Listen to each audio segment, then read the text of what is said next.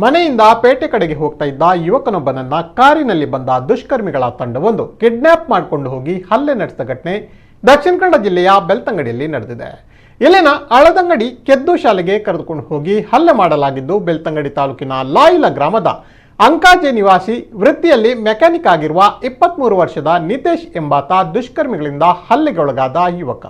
ಈತ ಕಾರ್ಯನಿಮಿತ್ತ ಮನೆಯಿಂದ ಪೇಟೆಗೆ ಸ್ಕೂಟರ್ನಲ್ಲಿ ಹೋಗ್ತಾ ಇದ್ದಾಗ ಬೊಲೆರೋ ವಾಹನದಲ್ಲಿ ಬಂದ ಸುಮಾರು 8 ಮಂದಿದ್ದ ದುಷ್ಕರ್ಮಿಗಳ ತಂಡವೊಂದು ಬಲಾತ್ಕಾರದಿಂದ ಎಳೆದೊಯ್ದು ಸವಣಾಳು ರಸ್ತೆ ಮೂಲಕ ಆಳದಂಗಡಿಯ ಕೆದ್ದು ಶಾಲೆಯ ಆಟದ ಮೈದಾನಕ್ಕೆ ಕರೆದುಕೊಂಡು ಹೋಗಿ ಮಾರಕಾಸ್ತ್ರಗಳಿಂದ ಮಾರಣಾಂತಿಕವಾಗಿ ಹಲ್ಲೆ ಮಾಡಿದ್ದಾರೆ. ಮೊಬೈಲ್ ಫೋನ್ ಮತ್ತು ಚಿನ್ನದ ಸರವನ್ನ ಕಸಿದಿದ್ದಾರೆ.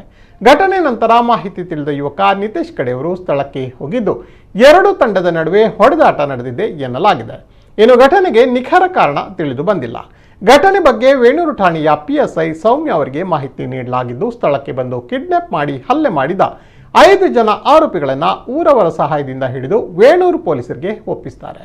ವೇಣೂರು ಪೊಲೀಸರು ಆರೋಪಿಗಳನ್ನು ಹೆಚ್ಚಿನ ತನಿಖೆಗಾಗಿ ಬೆಳ್ತಂಗಡಿ ಪೊಲೀಸರಿಗೆ ಹಸ್ತಾಂತರಿಸುತ್ತಾರೆ. ನಿತೇಶ್ಗೆ ಮುಖ ಹಾಗೂ ಇನ್ನಿತರ ಭಾಗಕ್ಕೆ ಗಾಯವಾಗಿದ್ದು ಸದ್ಯ ಬೆಳ್ತಂಗಡಿ ಸರ್ಕಾರಿ ಆಸ್ಪತ್ರೆಯಲ್ಲಿ ಚಿಕಿತ್ಸೆ ನೀಡಲಾಗಿದೆ.